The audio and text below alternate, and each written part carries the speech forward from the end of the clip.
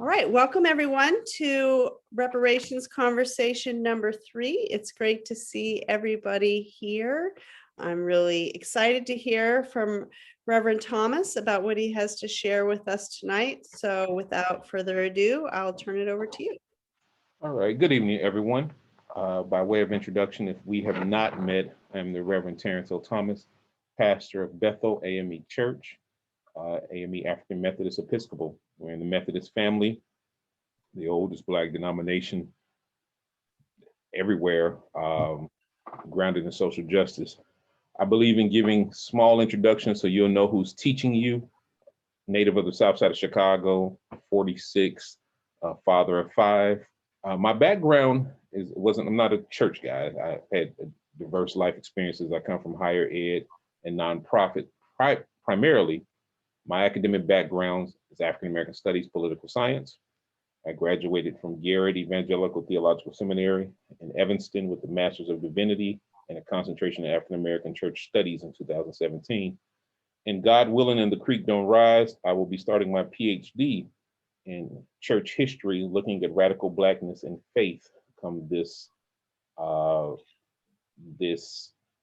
next fall.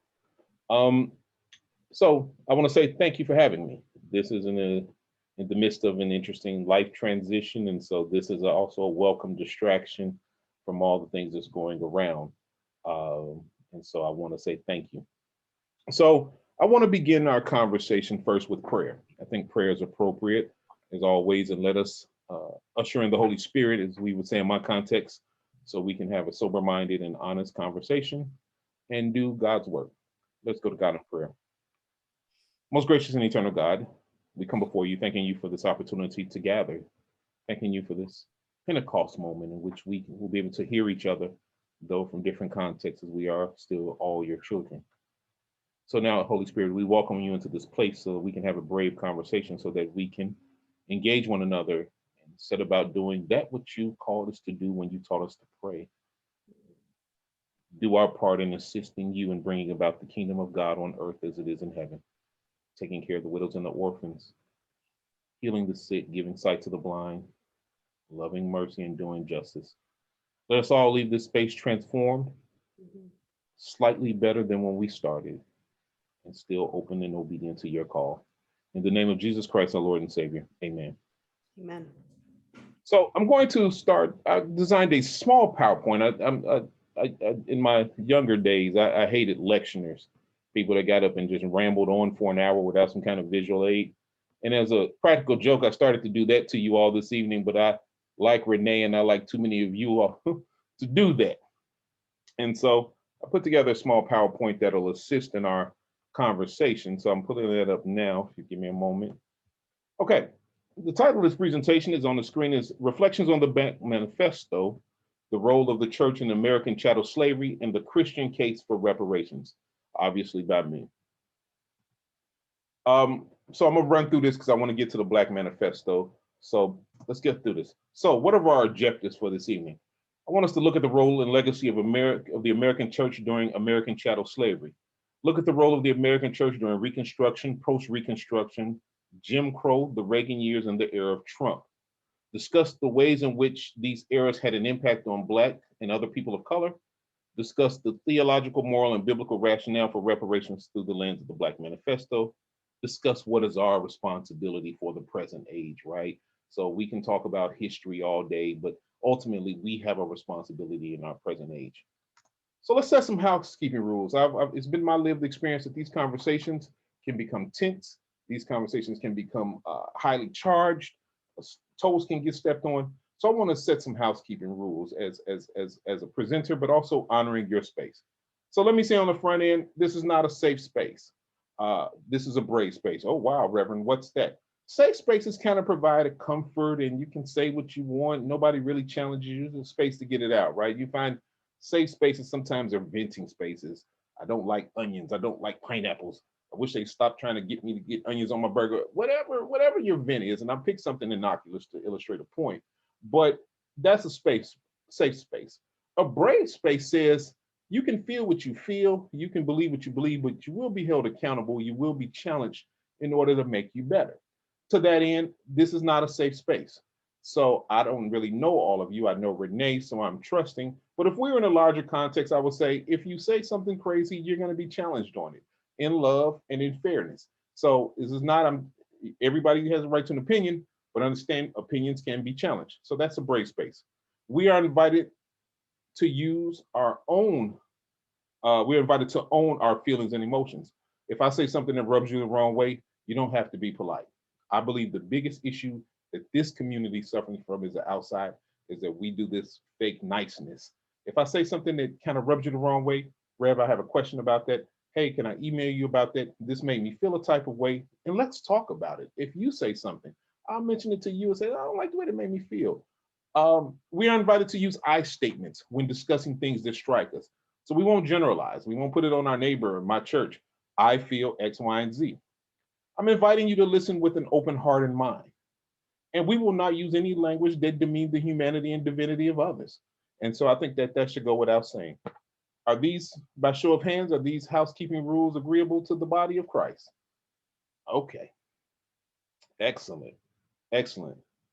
So before I jump back, I want to say something. You've heard me use about 4 times the terms American chattel slavery. I want to differentiate that between other forms of slavery because slavery's been around. Slavery and prostitution have been around since the dawn of time, but they operated as different constructs, right? Slavery during the Greco-Roman era, slavery that came out of the continent, slavery that might have been used by the Han Chinese was vastly different than American chattel slavery. American chattel slavery was the system that perpetuated a lifetime of bondage, not only for you, but for your progeny, for those that came after you. Slavery, the slave status was passed on not by father, but by mother, from the mother, right? And so it became chattel. Also, you were property. In those other forms, you still were kind of a human. You know, there's certain things we may not do, we may do, you're a slave, but in this construct, you're chattel. So they didn't get to see doctors like regular folks. They sent veterinarians. They had a whole specialty on Negro medicine and history, Samuel Cartwright, rascality and drapetomania. And they literally called the vet, the person that examined the horse, to look at their slaves. And so this is why you'll hear me differentiate using the term American chattel slavery, because there has never been a system of slavery, and God willing, there will never be another system of slavery like that. Okay? So this wouldn't be a Christian dialogue if we didn't open the Bible. So I'll take the first one, and I'm going to ask for a reader for the next 3 scriptures, and then I'll give a small exegesis on where I'm going. All right. Now, the first one, Exodus 21 and 22, if you are a Bible person, it deals with slavery. It deals with freeing your slaves. It deals with offering recompense to people that you hurt. It is really the reparations code in the Levitical code, in the Mosaic law. It really talks about, hey, if you harm another person's slave, you got to pay them back. If you unjustly enslave a person, you have to pay them back. If you damage somebody's property, if you have to pay them back. So for 2 chapters, God using Moses talks about how to offer reparations, how to repair a breach to humanity. And so that was long. I thought about having us break it up, but that'll be 30 minutes and I don't want to use my time with that. So that's Exodus 21 and 22. Can I get a reader for Ezra 1, 7 through 11? Okay, Walt, go ahead. It's going to be Leanne, actually. Okay, Leanne, go ahead. King Cyrus himself brought out the vessels of the house of the Lord that Nebuchadnezzar had carried away from Jerusalem and placed them in the house of his gods. King Cyrus of Persia had them released into the charge of Mithridath, the treasurer, who counted them out to Sheshbazzar, the prince of Judah. And this was the inventory: gold basins, 30, silver basins, 1,000, knives, 29, gold bowls, 30, other silver bowls, 410, other vessels, 1,000. The total of the gold and silver vessels was 5,400. All these Sheshbazzar brought up when the exiles were brought up from Babylonia to Jerusalem. Okay. Can I get a reader for Ezra 6, 6 through 12? I'm going to pick on the pastor then. Go ahead, Renee. All right, Ezra 6, 6 through 12. Oh, now you, Tatanai, governor of the province beyond the river, Shathar Bazonai, you, their colleagues, the officials in the province beyond the river, keep away. Leave the work on this house of God alone.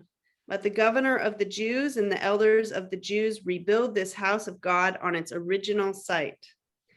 I also issue a decree about what you should do to help these elders of the Jews as they rebuild this house of God. The total cost is to be paid to these people and without delay from the royal revenue that is made up of the tribute of the province beyond the river. And whatever is needed, young bulls, rams, or sheep for entirely burned offerings to the God of heaven, wheat, salt, wine, or oil as requested by the priests in Jerusalem, let that be given to them day by day without fail, so that they may offer pleasing sacrifices to the God of heaven and pray for the lives of the king and his sons. I also decree that if anyone disobeys this edict, a beam is to be pulled out of the house of the guilty party, and the guilty party will then be impaled upon it. The house will be turned into a trash heap. Word of God for the people of God. Thanks be for God. So what's going on in this story? As we probably know from our Bible classes and Bible history, Ezra was written at the time of the Assyrian captivity, which came after the Babylonian conquest of Judah. Now, the king at the time who's listed in the scriptures, he wasn't born during the Babylonian conquest. This is years later.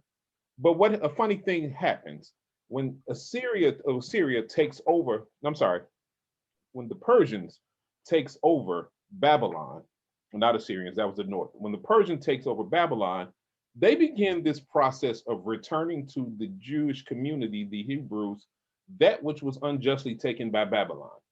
And so they start a form of reparations. And so that's what you're reading. First thing he has them do is do an inventory of everything Nebuchadnezzar took, right? Some 70 years ago. Everything that Nebuchadnezzar took some 80 years ago, because there was a couple of conquests, laid them out and let the prince of Judah, who was living in captivity at the time, see that we're going to return everything that you have lost that was unjustly taken to you. And then in verse 6, as they're rebuilding, the king is saying we have a responsibility, and nobody impede that responsibility. Nobody get in the way. And if you do, you got a punishment coming. So we're going to go ahead and turn your entire property into a trash heap. So we have a moral responsibility. And this is interesting because he didn't have to do any of this, but it was just the moral and righteous thing to do. Now, if we were in church, I would say I could really end the lesson here and we could talk about ways in which we could do reparations. But somebody would say, well, Reverend, that's the Old Testament. Glad you said that, lovely listeners. Can somebody read Luke 9:1-10, or summarize it if you don't want to read the whole thing? 9 or 19? 19, I'm sorry. Whatever's on the screen. I'll do it. This is Janet. Okay. Jesus and Zacchaeus. He entered Jericho and was passing through it. A man was there named Zacchaeus.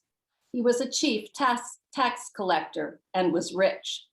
He was trying to see who Jesus was, but on account of the crowd, he could not because he was short in stature. He ran ahead and climbed a sycamore tree to see him because he was going to pass that way. When Jesus came to the place, he looked up and said to him, Zacchaeus, hurry and come down, for I must stay at your house today. So he hurried down and was happy to welcome him. All who saw it began to grumble and said, he has gone to be the guest of one who is a sinner. Zacchaeus stood there and said to the Lord, look, half of my possessions, Lord, I will give to the poor. And if I have defrauded anyone of anything, I will pay back 4 times as much. Then Jesus said to him, today salvation has come to this house, because he too is a son of Abraham. For the Son of Man came to seek out and to save the lost. A word of God for the people of God. Very familiar Bible story. Zacchaeus is a tax collector. In the Jewish community, tax collectors were hated. They were hated for one simple reason. The Romans let them do what they want to do and basically told them that collect our taxes and you take your salary from the taxes collected. which means that the tax collectors often had to cheat the people. So the tax is 5 pence, the tax collector needs to be paid. Suddenly the tax is 10%. And so they were loathed and hated. They were exploitive because people had to work hard, they had to grow extra. Their labor wasn't properly compensated, they were overtaxed and really had no voice. And so here's Zacchaeus is saying in an encounter with Jesus that I will give back half of my wealth. And if I've defrauded anybody, I will pay 4 times as that much. Now, interesting in this is Jesus's response. Jesus doesn't say to the man, good job, my son, good job, I love you, thank you very much. He says, now salvation has come to your house. And so here we're hearing God say clearly that in order for this nation to heal, to have salvation, we got to address this thing and repair this breach. And so I just wanted to lift up now. There are many more scriptures that articulate this. In fact, the last 7 books, the minor prophets of the Bible, all talk about justice, repairing justice, giving back that which you've taken, doing justice. And in terms of Jesus's ministry, you can see it all throughout the book of Mark and in the first church in the book of Acts. So at your leisure, I would encourage you to read these books of the Bible, of our sacred text, and pull out what God is saying about repairing breaches. Okay, moving on. I'm gonna move to this part kind of fast. Slavery, the church, and the New World. So the Catholic Church was the first religious body to sanction slavery during the exploration of the New World and later the Triangle Trade. That's when they kidnapped Africans from Africa. They took them to the New World to pick up goods, and then they took those goods to Great Britain, and those boats left out with more goods to take to Africa. So it kind of formed this triangular trade, right? Bishop de la Casas was one of the early church fathers who said, it's okay to enslave the Africans. They are less than human. They can do the labor. We can't enslave our own. The Native Americans aren't good workers. Let's enslave the Africans. Protestants, all right, the Dutch Protestants, the Dutch reformers that would later create like New Hampshire, New Amsterdam, New York, etc., they would endorse slavery with a twisted view on Calvinism. Look, we're all broken and fallen anyway. Listen, the white man's burden and all of these kind of different theologies.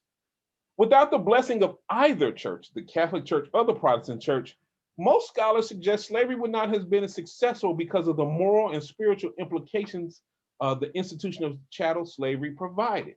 And so, for example, that's where the Calvinist debate comes from and where we get in America this idea that our salvation is separate from community, because these guys had to justify holding another human being, raping another human being, separating families, waging war. And so what they did was they pulled their salvation out of their day-to-day living. So this is even, we see it today, how people can say, listen, I'm a good Christian, but I'll deny healthcare. Listen, I'm a good Christian, but I'll steal from the poor because my salvation is separate from community. All right. So without the blessing of either church, this institution might not have been what it was. I'm not to suggest that it wouldn't have happened. It might not have been what it was. Now, misinterpretation of biblical texts, such as the curse of Ham from Noah, where it's argued that Noah cursed his black son to a life of slavery. The entire Canaanite conquest story and the mishandling of Apostle Paul created a theocratic framework to justify slavery. Reverend Terrance, can you simplify that? Exactly, thank you. One of the biggest arguments the segregationists used and post-Reconstructionists used, and even now it's starting to make kind of its way back, is that God did not like the blending of races, which is why Joshua was ordered to wipe out the folks in the Canaanite conquest. And Joshua had this responsibility to take that which God gave him. And so people mishandle this story. We mishandle Paul, where Paul talks about slaves be obedient to your master. And even the book of Philemon, where Paul sends Onesius back to Philemon, and so that he can resume his life as a slave. So we've mishandled these texts, and that became the justification for chattel slavery. Now, the role of American Christianity in chattel slavery. A misapplication of Christianity was a major component to help keeping enslaved Africans in bondage. One of the ways this was achieved was through the use of a slave Bible. And at the end, if we have time, that's why I put it in blue so I can be reminded to show you. It was a Bible specifically created to hold slaves in bondage. Enslaved Africans were restricted in what they could learn or be taught as it pertained to the Old Testament, the Hebrew scriptures. The Hebrew scriptures was full of liberation. We just read a couple of passages, theology, narratives, and hope that would undermine the slave system. Like, it's kind of hard to hold people in bondage when you preaching about Moses freeing the slaves from Egypt. It's kind of hard to hold people in bondage when you got a Persian king giving back his slaves, his occupied territory towards former folks. Slaves were taught primarily from the Pauline epistles, which deals with structure and obedience and not being defiant. Misapplications of Jesus's teaching on masters and servants, you will be beat with many strokes, etc. And given a theology that promises rewards in the life after, at the expense of the current condition. And that has to sound familiar. Listen, don't worry about this life now. It gets better on the other side. Stop talking about what you don't have over here. Just give your life to Christ and it'll be better on the other side. Yeah, you're still talking about here, but it'll be better on the other side. This is the kind of theology and faith that was given to my ancestors, enslaved Africans, to help keep them docile, to help keep them not willing to run away or afraid of God's wrath, right? I don't want to fall out with God because I wasn't obedient to my master. And so this is the kind of setup that we were kind of given. So Christian challenges the chattel slavery. One of my favorite books says, in the darkest of times, there are those who dream of the light, and from those dreams came Christian challenges against this great evil. In 1816, the African Methodist Episcopal Church, of which I'm an ordained clergy, was founded to protest, founded in protest over the racism present in the Methodist Church. AME member David Walker penned one of the greatest treatises of the world, The Appeal to the Colored Citizens of the World. In here, much like Martin Luther's 95 Theses, it set the Christian world on its head. We don't talk about this document, but he outlines, just like Martin Luther did against the Catholic Church, he outlines against the current American church at least 95 different ways and points in which their faith is flawed. Their faith is what Paul would have called the other gospel. They are out of God's will, and talks about the Christian duty to challenge this system. Black preachers such as Nat Turner and Denmark Vesey led slave revolts, and other preachers like Sojourner Truth and Harriet Tubman either spoke out against, against slavery, or helped enslaved Africans escape bondage. And of course, we know many white clergy like William Lloyd Garrison, etc., used their voices in pulpits to combat the other gospel that supported slavery. The church during Jim Crow and Reconstruction. The role of the American church in keeping the American social order unjust did not stop after the Civil War. Many of the organizations considered themselves Christian organizations, that should say terrorist organizations. Preachers such as Methodist minister William Joseph Simmons helped create these organizations. He's the one that helped revitalize the Klan in the early 1900s, the same Klan that Colonel Nathan Bedford Forrest created. He helped create these organizations to protect white power and the American way of life, which was the white way of life. These men and women saw it as their Christian duty to purify America by keeping whites and all others separate and in a subordinate status. And later, groups including the White Citizen Council, and later the Republican Party from 1964 to the present began to embody this kind of thing. I want to pause here and offer a caveat, because I realized that was one of those moments where we would call inflammatory commentary. We are aware as historians, as Americans, that the Republican Party that's present was not the same as the party of Lincoln that happened so many years ago. The election of 1964, and there was really, some people say the election of 1932, and it took 30 years for it to happen, but the election of 1964 symbolizes a shift where all of the Dixiecrats, the Southern Democrats that were fighting the Civil Rights Movement, etc., abandoned Lyndon Johnson's party and joins the party of Barry Goldwater. And this is culminated with two other elections, Nixon in 68 and Reagan in 80. And so when people say on CNN and the scholars say, listen, this Republican Party is nothing more than the White Citizens Council with political power and national promise, that's what they're talking about. So I don't want anybody to jump on Renee and say he sat in here and compared the Republican Party to the Klan. It's not quite what I'm doing. What I am saying is that this evangelical, protect America, white first motif grounded in Christianity is found in that party. Okay. And again, even in the darkest of times, there was those who dreamed of the light. So the modern Southern Civil Rights Movement, 1954 to 1965, was largely centered within the Black church and instrumental in challenging the hegemony in the narrative of the other gospel. Led by men and women such as the Reverend Martin Luther King Jr., Reverend Jesse Jackson, Ella Baker, Fannie Lou Hamer, et cetera, this movement would show the power of Black faith and other people who joined in the true application of Christianity to the world.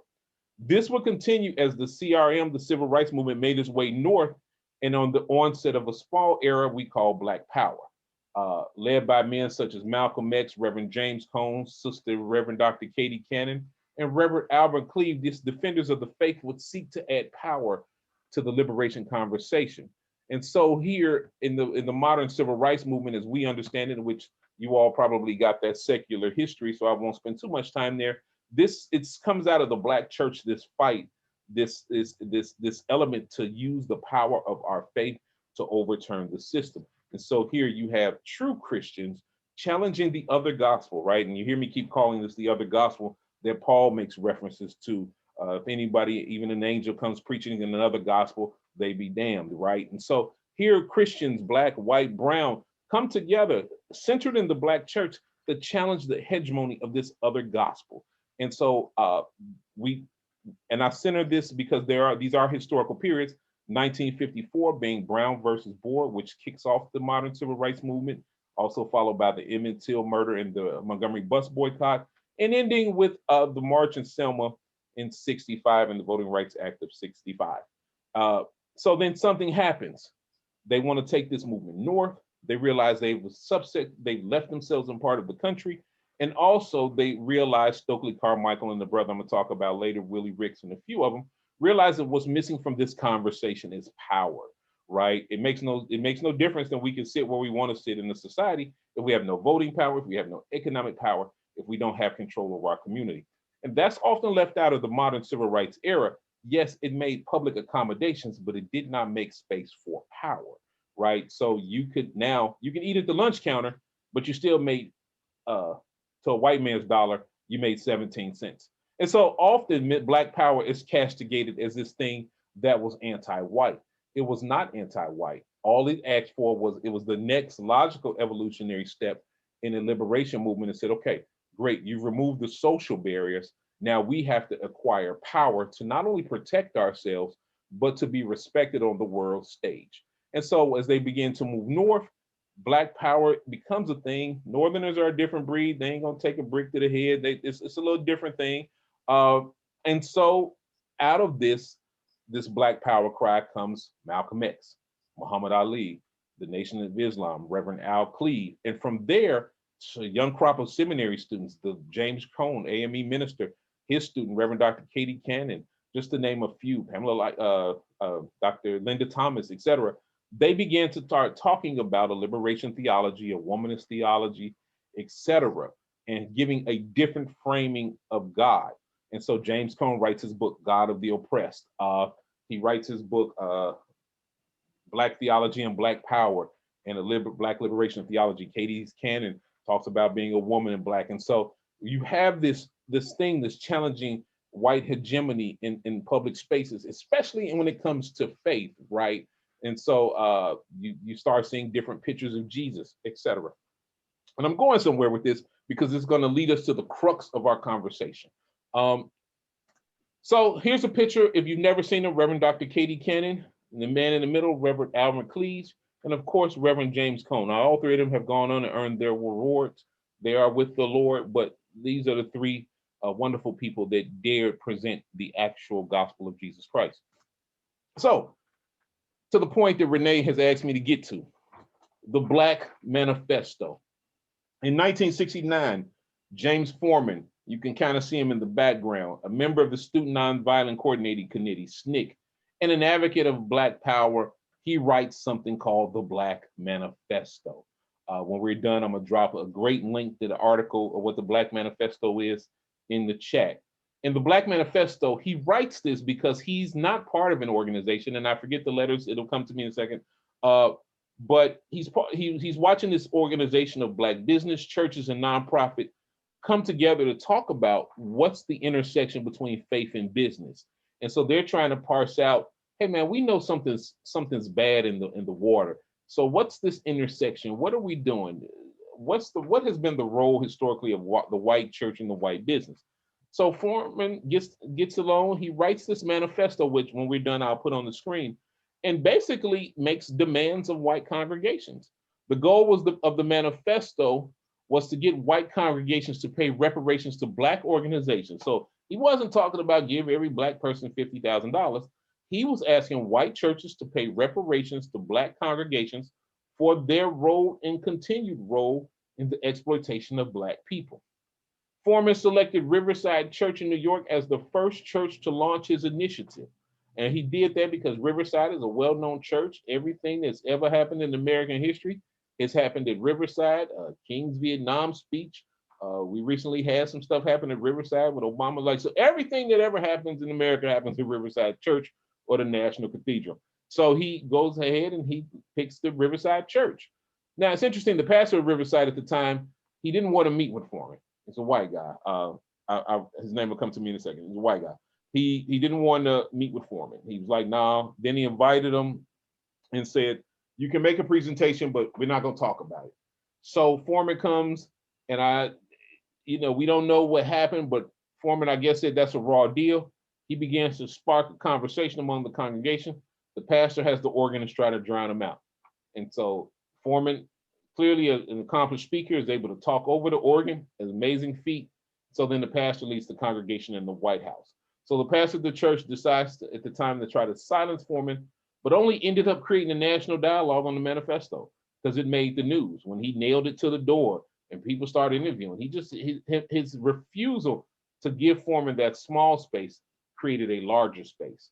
The denomination, I think the Presbyterians and the Episcopals, took the Black Manifesto up in their denominational conversations and voted to approve of them and said, yes, they have an argument.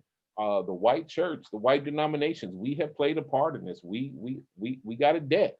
And so they took it up. But now the rest of American society did not so much so. No white church really outside of those two adopted the manifesto, though some did ultimately donate $22,000.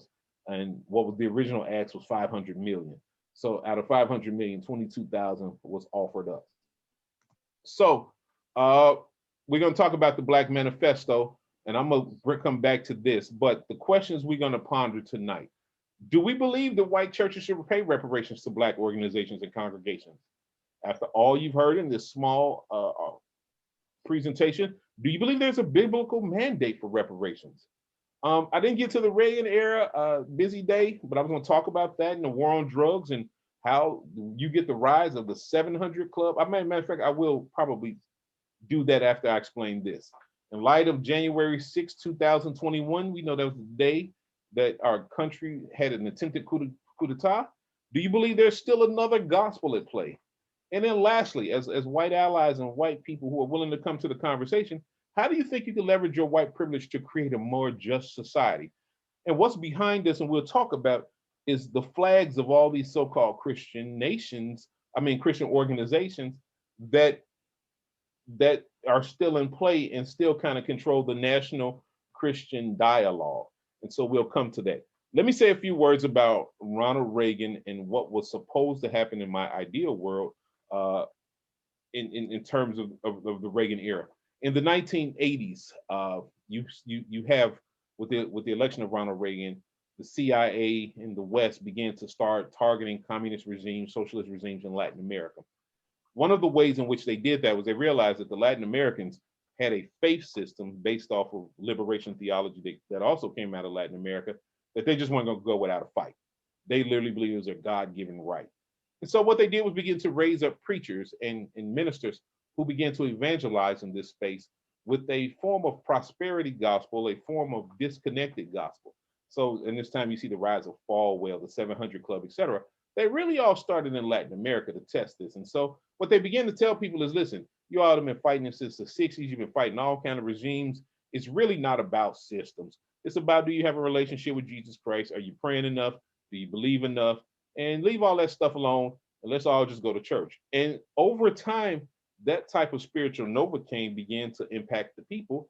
To now, some of these Latin American countries are the most conservative theologically in the world. In America, you began to see the right of the silent majority, the moral right, over and against the civil rights movement that really started its backlash in '72, but it culminates with the Bakke affirmative action reversal case. And you have preachers in America saying, we lost our way in the 60s, right? We lost our way. Something happened, wink, wink, in the 60s where America lost its soul. I don't want to say what it is, but somehow we forgot about Jesus in the 60s. And this ain't good. We got to get our country back. And so you begin to start hearing that. And so this starts the rise of right-wing media. This starts the rise of the non-denominational churches in some areas that are firmly rooted in this. Listen, we don't care about the world. We don't care about that. We care only about the Bible and our relationship with Christ, and God will work out the rest. And so this is why during the pandemics of the '80s, HIV/AIDS, the war on drugs, the rise in community violence, domestic violence, etc., mass incarceration, churches universally are silent because we have began to eat this prosperity gospel that said it's not systems, but your own personal accountability, starting with your spirit and salvation. And so this kind of impact and intentional funneling and pushing. And so what you started seeing was white campuses show up in Black communities as a form of gentrification. They buy a gym or old school and start these non-denominational churches. Then they would pick a pastor, Black pastor that was agreeable to the theology, and send him out in sort of a missionary, and I didn't even talk about missionaries in Africa, but sort of a missionary kind of thing to civilize the natives. And so few of them here in Champaign, I won't call them out, but they have their roots in that kind of thing. And if you trace their lineage, that's kind of where they come from. So let's talk about the Black. Any questions so far? Let me pause because I've literally been talking for about 25 minutes. So let me pause and open it up for questions and dialogue. So Terrance, I was watching the Ken Burns PBS thing on baseball, and they talked about how the Jackie Robinson breaking the color barrier, that perhaps that was the start of the civil rights movement. What do you think? I think that was one of the moments that started it. I mean, because we can also argue Truman desegregating the armed forces, but when we talk about the modern civil rights movement, that point of enough is enough. People protested Jackie Robinson, but they didn't shut down baseball, right? And with Brown, school districts across the South literally did not hold school for years. They told the parents, keep your kid, we'd rather you not have school than let Black folks in. Jackie Robinson experienced some kind of harassment, but it wasn't an organized, systemic form of violence. So while Jackie Robinson, to quote the Billy Joe, didn't start the fire, I think he was one of the woods that was put under the pot. When Brown happened, it had already been kind of a bubbling over. Also in that same time period, you had Black World War II vets, Black Korean vets coming home, having fought Hitler, having fought off communism in Korea, having fought off Mussolini, and said, no, we're not coming back to second-class statuses. If we can fix down a Panzerschreck, I can eat at a lunch counter. And so that's kind of also the epic genesis of that. Jan, you had your hand up. I was so busy taking notes, I didn't get all of your clarification about the Black organizations that you're talking about paying reparations to, either historically or now. Clearly not just the church, but are you talking about like banks and stuff like that? Or could you could you repeat or clarify for me? Sure. In terms of the Black Manifesto, we don't know, they had a bunch of organizations back then. So if I can kind of anticipate in the mind of Foreman, he was thinking the church should donate to the Black Panther Party, the Republic of New Africa, the Nation of Islam, SNCC, SCLC, of course, churches, the fraternities. How that will look now, I think it's the same kind of model. In an ideal world, like Black Lives Matter and stuff like that. Right. Go ahead, Jen. Gotcha. Thank you. I was curious where you would put Howard Thurman in your constellation of Black theologians. He doesn't, how does he fit alongside Cone and the others there? I didn't want to go down a Thurman rabbit hole. Thurman would be their godfather. Okay. Thurman and Reverend Benjamin Mays would be the man that created all of them. Talking about either one of them would have taken another 40 minutes in the presentation. Fair enough. No yeah. problem. Thanks. Anyone else? Julian, and then Renee, how are we doing for time? So I don't know exactly how to approach this question because I don't want to get you off on a track that you don't want to go on. But as you speak of this, I keep thinking of the separate from the Christian organizations and churches. I follow exactly what you had to say, but running parallel to this, there's all the institutions of the US government, beginning from the time of the writing of the Constitution through all the Supreme Court rulings up into even most recently, I would say, the dismantling of the Voting Rights Act, if we're going to talk about power. So I'm wondering if you see how you see some way to relate the Christian responsibility with the more general US government responsibilities and how those come together, since often Christian stories are that we're somehow separate from government. So, and again, without, that's a whole nother Bible story. So thank you for acknowledging that. In the world, not of the world, was speaking more of this was Jesus challenging the Roman Empire and the Jewish elite by behavioral motif, right? This is where the Calvinists have made this spiritual, but look at everything Jesus did. He took care of women, the adulterer. He gave out free health care. He ministered to people. He loved on those. Everything that was antithetical to what was going on at the time. But even though you're antithetical, you're still operating in the space, right? So what did Stevie Wonder say in that song? When you say you're in the world, not of it, you got to make sure you're not looking to create a place called hell. And so that means that I'm not going to buy into the behaviors. And at the same time, I'm going to do my part to make sure that the behaviors I personally don't adhere to aren't spreading. So I'm trying a little tenderness here. I'm trying to do something different. And so I think the challenge for us who truly believe in the liberation message of Jesus Christ, who truly believe in the beloved community, we have to call this thing what it is. And so I have no problem telling white evangelicals, Black evangelicals, you are preaching what the Apostle Paul called another gospel, right? You run antithetical to the message of Jesus Christ. And my Bible tells me, should an angel of God come preaching another gospel, call him accursed. And so, and here's the thing. The proof is in the pudding in how American society is not thriving. I mean, we got a few billionaires and people in power, but the more we double down on oppression, the worse off it gets, right? So I promise you, in the next voting cycle, when there are riots and fight at the polls, they're going to say, why? Well, it started with this unjust act of hatred because you're upset that your guy lost, or you're upset because you don't want to share power. So I think as much as you are able, the Christian response is to call it out. Now, I think of all of you as wonderful, great folk. So the next time you're at Thanksgiving and your cousin is talking about Trump had the election stolen, you have a Christian duty to say no, wrong. That's wrong. We really should rethink that. It is a scary thing. Sometimes it leads to isolation, but you have to do it. I'm inviting you to tap into your John Browns and your William Lloyd Garrisons and your Viola Luizos, all these people who white and were assisting in the civil rights movement over and against their personal comfort. Patty, and then I'm gonna move on to the Black Manifesto.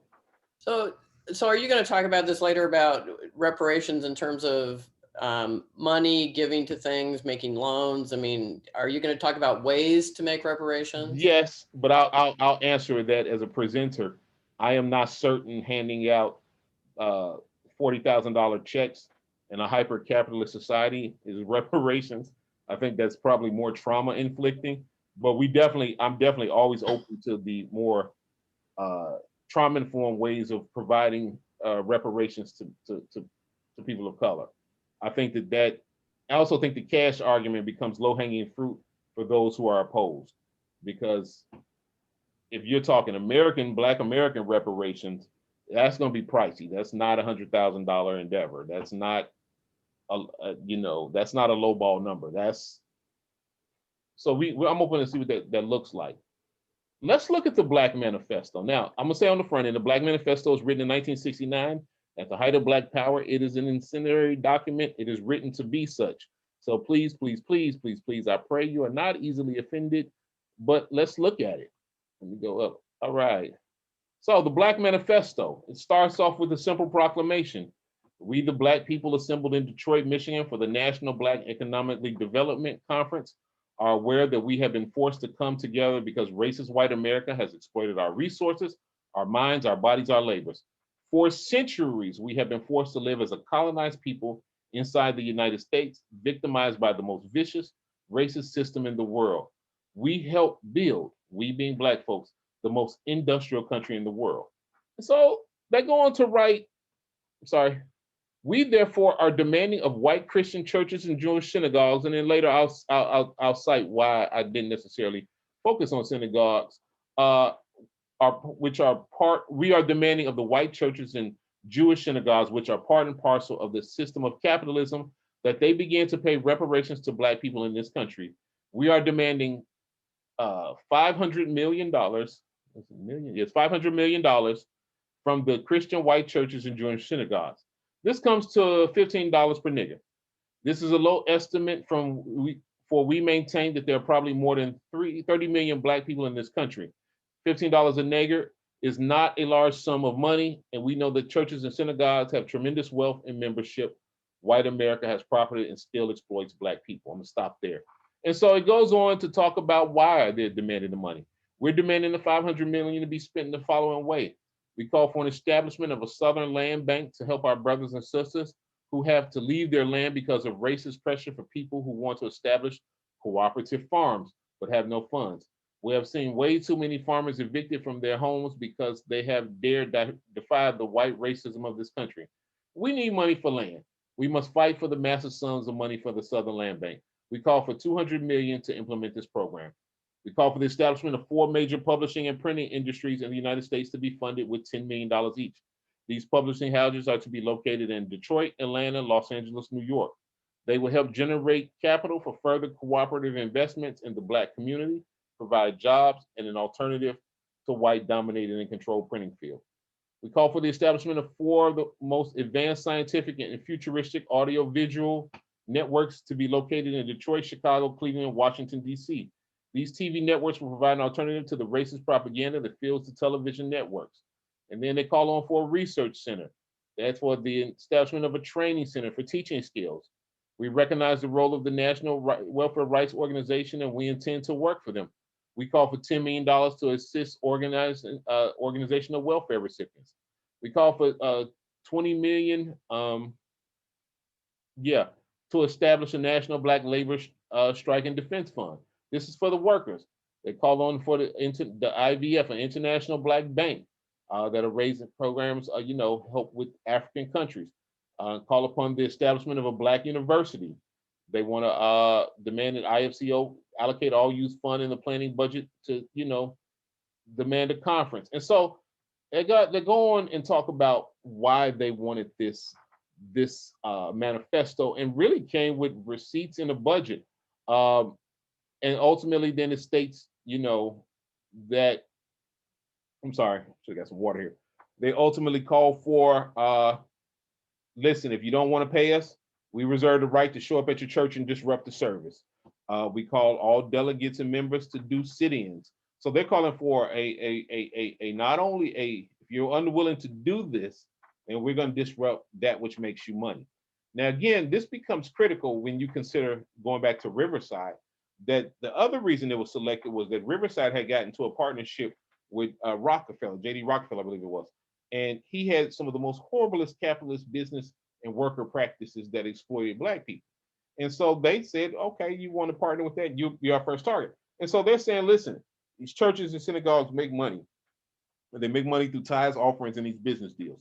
They make money through the business deals that they partner with the white capitalists. They make money from the tithes and offerings of the white folks who own the businesses, be it a major shop or you got a home with a black maid that exploit our people. Either way, you have a hand in this. And so, they just call for, and this is standard for the 60s, they call for delegates to find within the white community those forces that will work under the leadership with blacks. So what they're saying is, we're looking for white allies that's willing to be trained by us to go back into the community. Number 9 is interesting. They don't get mad. Don't get mad. We call upon all white Christians and Jews to practice patience, tolerance, and understanding and nonviolence as they have encouraged, advised, and demanded that we as black people should do the same throughout our enforced slavery in the United States. So what they're saying is this is, all right, don't get violent now. The same patience as we work this, have the same patience you told us to have. So as we work through this reparation thing, you got to write these checks. As the young people say, you can't be mad. Don't call me out my name. Stop being mad. And so then they talk about being proud of their African heritage. And so, it ends with a resolution and then all of the people that signed it. And of course, the proclamation that, we're not going to shuffle no more. We're not going to take abuse anymore. We believe in self-defense, and we believe that you should pay us to do this.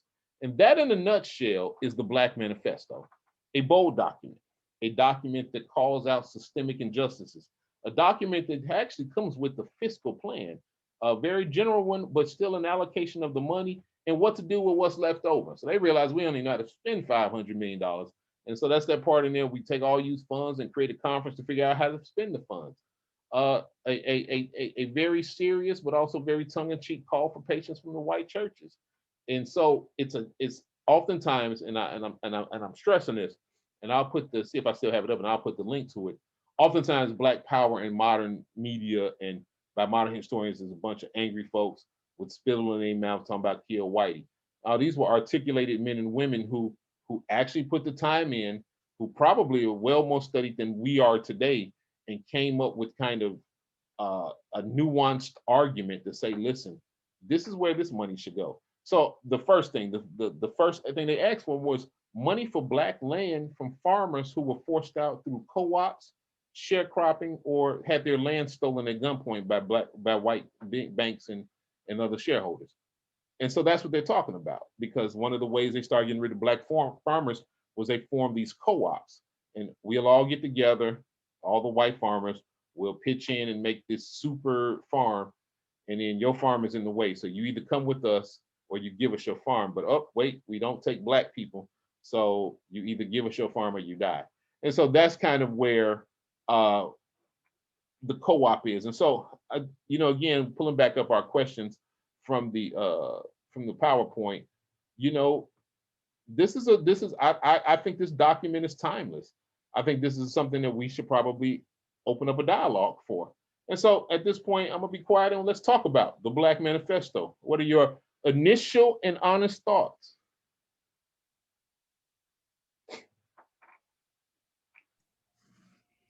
It's shocking, but I need to hear it. Okay. And I like the plan that they have. I mean, they've thought things out, and I think that gives us thought about things we can think about. Okay. You use the word shocking. Well, maybe not that shocking to me, but okay.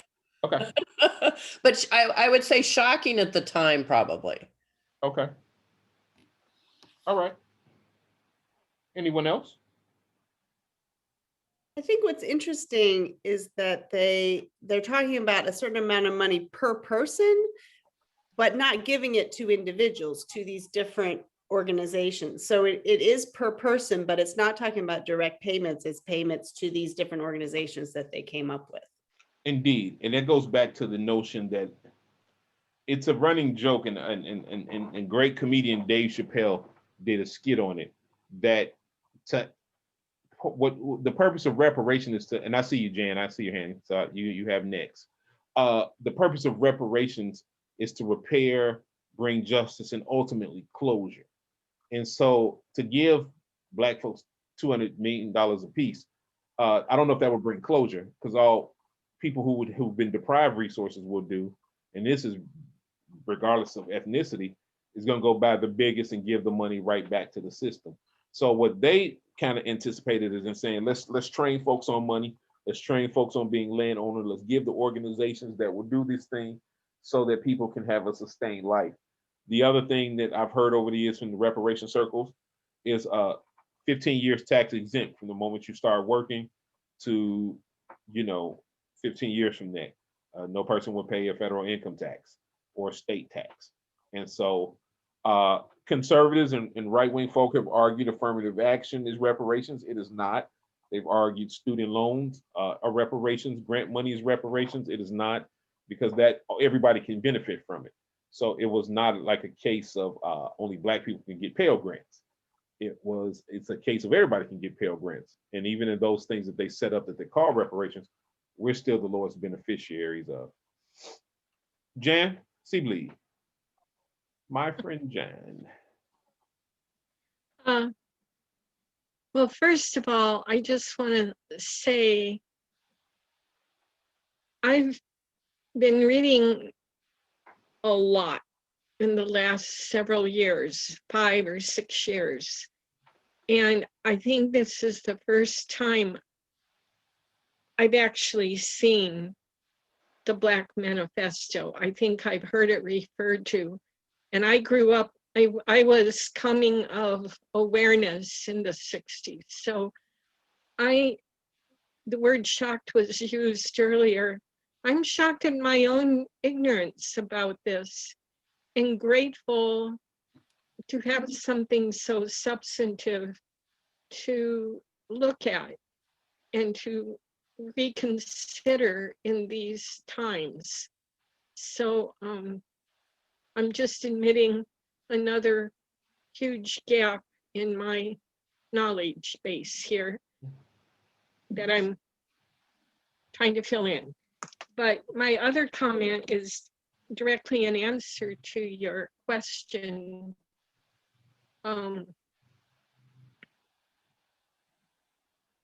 It's still, we need to do this together, collaboratively.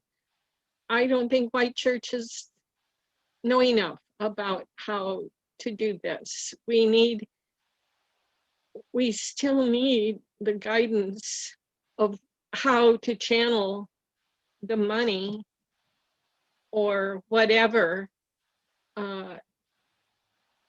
that will be legitimate, instead of handing out, like you said, just scholarships willy-nilly or something.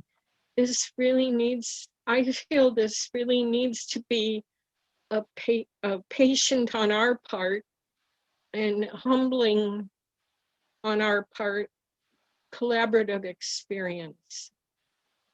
But we need to do it with our Black brothers and sisters. Thank you. Marsha and Randy Nelson. Yeah, I saw an opinion piece and I looked for it and I couldn't find it some time ago that someone sent to me. And it said this was about reparations. And this person said there should be 3 criteria. Number one, that you would go to people who could trace their ancestries back to slaves. Number 2, it had to come from the US government. And number 3, it had to be large enough to significantly affect Black economic status. And they were talking about a figure of something like $15 trillion, maybe over 10 to 20 years. How do you respond to that? I think a couple of ways. I think the trace your lineage gets tricky for a myriad of reasons. Remember, when enslaved Africans were treated as cattle, so there weren't a lot of birth certificates, there weren't a lot of documents. That's the big fight around IDs. An 80-year-old Southern Black woman didn't need an ID. She probably didn't even have a birth certificate, and so she just knew she was Mayola Jenkins. and everybody knew she was Mayola Jenkins, and from the bank and they just knew who she was, and she knew her birthday. And so it kind of gets tricky. It also gets tricky, but I also understand it because the African immigrants who come here are not part of the American chattel slavery story. They certainly have a story that they're entitled to compensation for, imperialism and colonialism. But I think that first one would have to be fleshed out.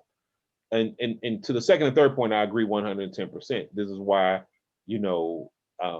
if you think about it in terms of the economic stimulus, I mean, everybody appreciated the low number of what I think was low ball was 500, 600, and the max is whatever it was, up until a certain point.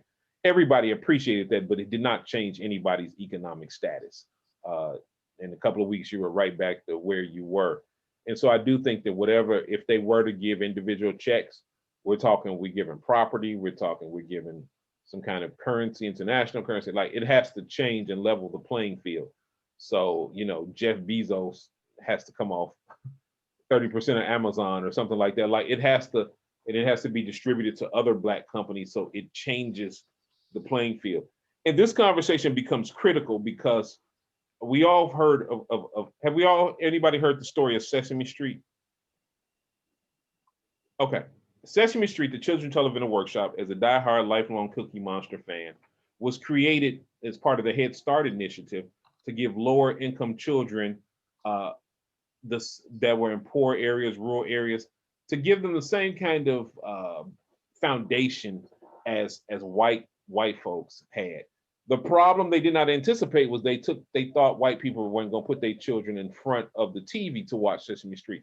So all they did was start putting their babies in front of the TV a little bit earlier, and on top of that, they got reinforcement at their school. So the gap kind of continued. And so what that point is saying is we don't want to make it so that, again, we give Reverend Terrance $50 million and he gives it all away flying throughout the Orient to resorts in American Airlines, because that doesn't change my economic status and not only makes American Airlines richer, to use a very raw, and that's my dream, to fly around the Orient. So that's probably why I use that one. Any other questions? Right here, can I ask one? Sure, go ahead. Yeah, so you've convinced me, and I was already convinced to a great extent, but that reparations are something that we should all be thinking about. Putting it in action, I understand the national thing. We vote for people who move in the directions you're talking about. If you bring it to the local level, what suggestions would you have for me as an individual, for us as a small church, or a few small churches represented here, that we can do that matter in terms of moving resources in ways that really count? I think most organizations, and you have to find one that you're aligned with, that you believe in doing the work, and then determine what that looks like. So I'm going to volunteer 20 hours here. I might give $50 a month. I might give whatever. I treat this like tithing. I think in terms of our community, when we see things that are wrong, part of reparations is doing justice. And so speaking out, anybody who's been in the meeting with me says this, sometimes this area acts like the South prior to the Civil Rights Movement. We don't tell the truth for fear of somebody getting mad or some kind of backlash.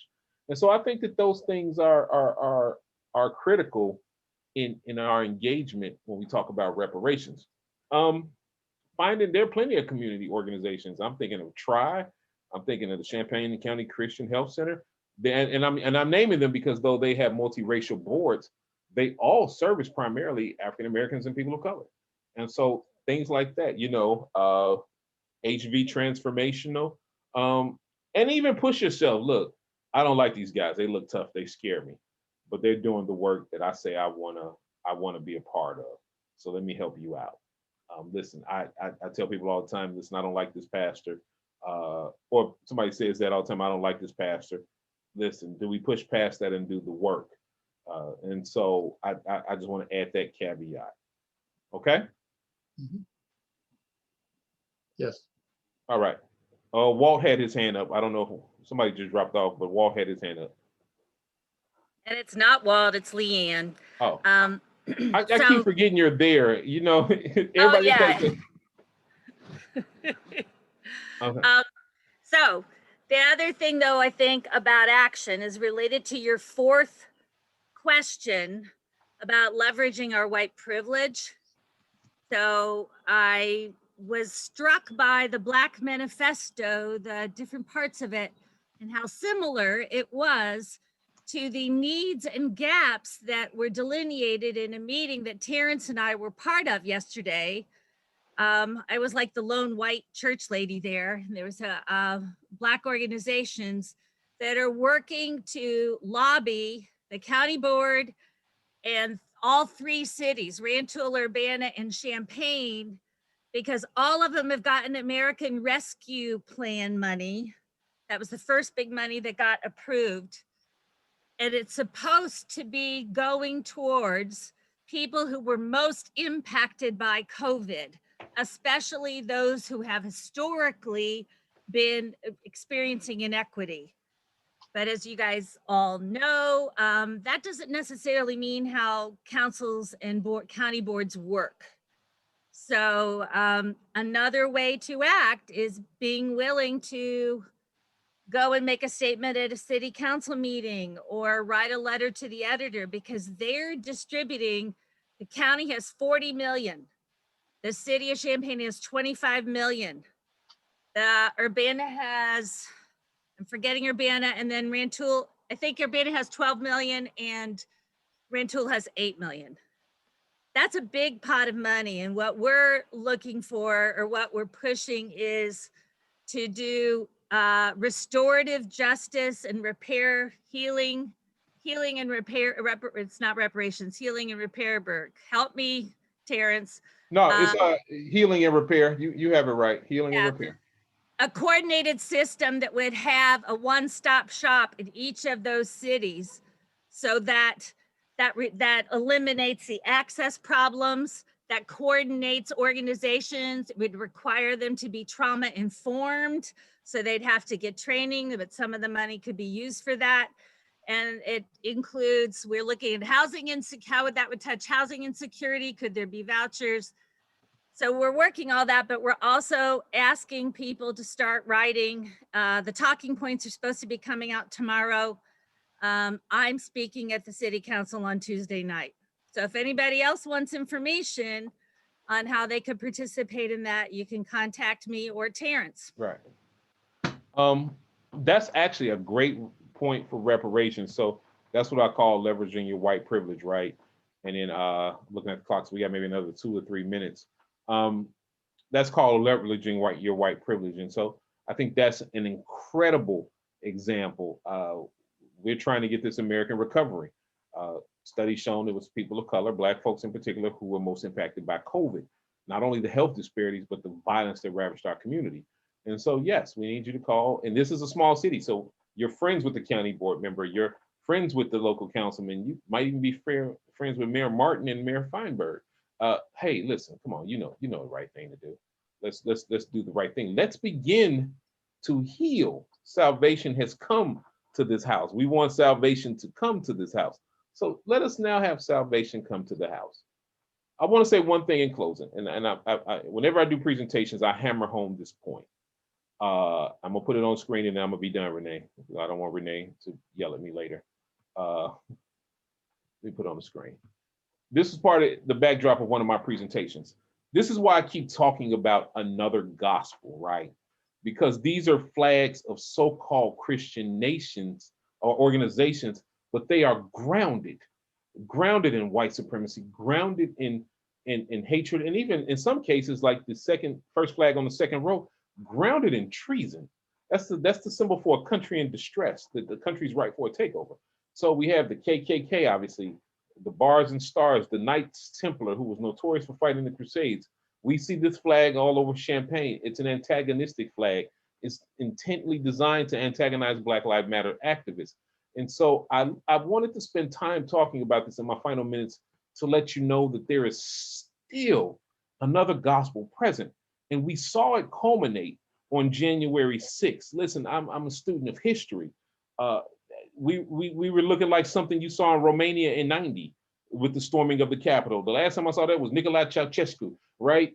Or the fall of the Soviet Union. We saw this attempt by a sitting president that was grounded in three things: white rage, white privilege, and a manifest destiny grounded in white Christianity that kind of gave birth to what we saw in the presentation. And so this is why I want to end with this other gospel, and you have to challenge your people. This isn't Reverend Terrance. Whenever I speak to a church, I use our Bible. And so the Apostle Paul talks about, listen, if an angel, if anyone, even an angel comes with the gospel other than what we've preached, call them a curse. And so now we have to start challenging that, because it didn't go away. It didn't go away. And even if you look at our media, The Handmaid's Tale, the Hunger Games, there's this fixation on a dystopian future based off of certain religious principles. And so I want us to be mindful of that, if not for yourself, for the world, your grandchildren and great-grandchildren will inhabit. And so I'm gonna end there, but at the comments are in the chat box. Feel free to read the Black Manifesto. Again, hard language for the 60s, but push past it. Understand the concept of it, that you got a privilege, you're rewarded for that privilege. Even if you didn't directly do it, you get benefits from it. And so you have a responsibility. And to show you I'm no hypocrite, as a man, I have to challenge sexism every day. As a Black man, right? I have to say, listen, I've been given privilege as a man, especially Black clergy. I can basically move how I want in this community with no impunity if I had no ethics. And so I have a responsibility to challenge other men who are sexist and patriarchal. I have an obligation to challenge those who are homophobic. And so it never ends. You have to use your privilege for the ascension and blessing of others. That is my time. Thank you so much. I appreciate, love you. As I always say, please see all hate mail to your pastor, and she will probably forward it to me. All right, Renee, it's yours again. Right. Thank you, Pastor. I appreciate it very much. This is clearly a conversation we want to keep having, and we look forward to getting more input from you and from others in our community. Thanks everyone for coming tonight. And yeah, Reverend Thomas is easy to find in our community, so there definitely will be more of this. All right, take care, everybody. Renee? Yes, Janet, go ahead. Before we go, you followed up with Dr. Finkelman since the last, can you give us some more information about how we might access more of his? So we are working on that. Okay. We had 2 conversations, and they were wide ranging in topics. And so I definitely will make that available, but we're sort of processing those so that it can be a good listening experience. Understood. So, well, thank you. Thank you for making that effort, and we'll look forward to that when it's ready. We'll definitely let you know. Okay. Thanks. Any other questions before we go? And definitely keep an eye out for the 48 hours of peace at the end of this month that Janet had mentioned. Reverend Thomas is also working at. We'll put some more details about how we can be involved in that in our community. All right. Right. And 27th is still the next reparations program. That's still on board. Yes. Okay. Yeah, and I will get more details out about what it will be. It's sort of, as you can see, it evolves as it goes, and what the topic of that will be. Great, thank you. All Thanks right. so much for this. All right, thanks again. Good night, everybody. Night.